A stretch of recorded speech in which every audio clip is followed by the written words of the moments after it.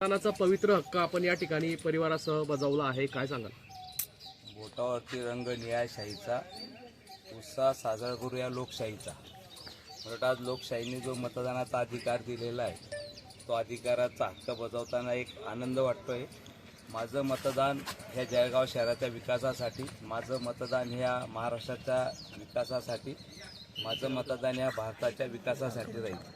आणि या माध्यमातून प्रत्येक विकासामध्ये मतदाराची पार्टनरशिप म्हणजे विकासाला मतदान देणं असताना प्रत्येक नागरिकांनी मतदान करावं व आपला हक्क बजावावा असं सर्व मतदार बंधू भगिनींना आवाहन करतो. कारण लोकशाहीमध्ये सर्वात मोठा जर अधिकार असेल तर मतदान. आणि या माध्यमातून सर्व ठिकाणी बघा, तुम्ही एखाद्या वेळेला मंदिराला गेला तरी तिथे कोणीतरी ओळखीमुळे लवकर दर्शन होऊ शकतं, पण मतदान एक असं आहे की ते कुठलाही ओळख लागत नाही किंवा वसिला चालत नाही. त्याच्यामुळे इतका मोठा अधिकार आपल्याला लोकशाहीने दिलेला आहे. म्हणून आपण सर्व नागरिकांनी, मतदार बंधू भगिनींनी मतदान करावं असं सर्वांना आवाहन करतो व आपलं मतदान आपल्या विकासासाठी करावं असं सर्वांना आवाहन करतो. जय हिंद, जय मामा. यावेळेस जर बघितलं तर महापालिकेच्या निवडणुकीची जबाबदारी जी होती ती आपल्याकडे होती. निवडणूक प्रमुख म्हणून आपण ही जबाबदारी या ठिकाणी पार पडलेली आहे.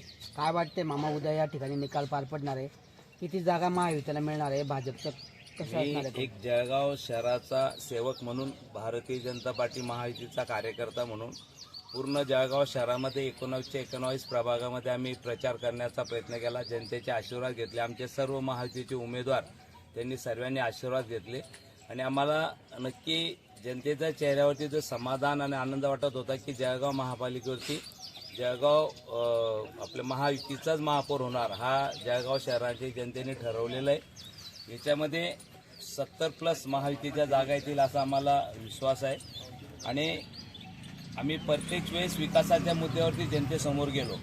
हे सांगत असताना सर्वच कामं झाली का हेही आम्ही मान्य केलं. नागरिकांना दिलगिरी व्यक्त केली.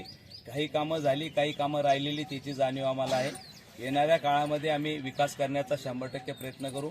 पण 2014 नंतर भारतामध्ये आदरणीय भारताचे पंतप्रधान मोदी साहेबांचं नेतृत्व भारत देशाने मान्य केलं. त्याच्याच पाठीमागे राज्यामध्ये आदरणीय देवेंद्र भाऊचं नेतृत्व मान्य मुख्यमंत्री मान्य केलं आणि मी जळगाव शहरात पहिल्यांदा आमदार झालो.